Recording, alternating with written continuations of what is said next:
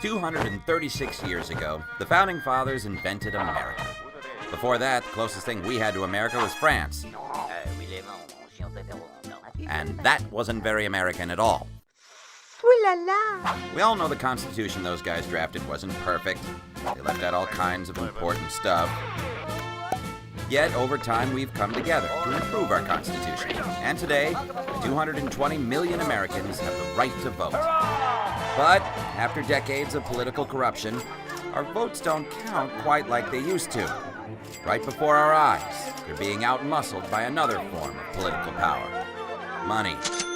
These days, if you want something in Washington, there's a surefire way to get it. Throw a congressperson a fundraiser. Political campaigns are expensive, really expensive. Politicians are desperate to get their hands on the money they need to pay for their next campaigns and stay in office. They know that 94% of the time, the candidate who raises the most money wins. So they spend up to 70% of their days chasing cash instead of running the country. Like junkies who will do anything to find a fix.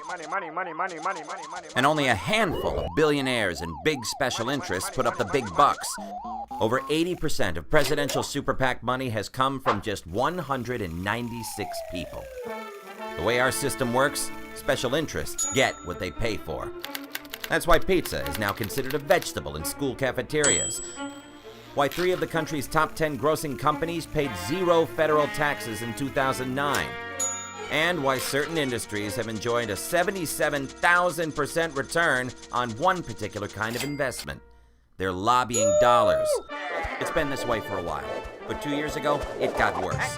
The Supreme Court decided a case called Citizens United, making unlimited anonymous campaign donations the law of the land, and taking our democracy from flawed but fixable to screaming self-parody.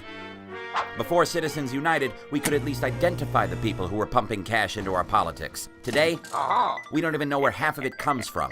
It could literally be anyone. Excellent. Add it all up, and what have you got? Our politicians represent the money that bankrolls them, not the people who vote them into office. Meaning us. They don't represent us.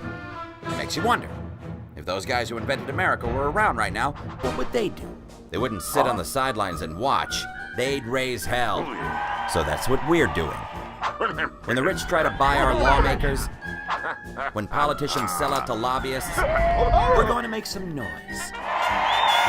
And we'll continue to make noise until politicians blocking reform are booted from office and unlimited and anonymous campaign donations are a thing of the past.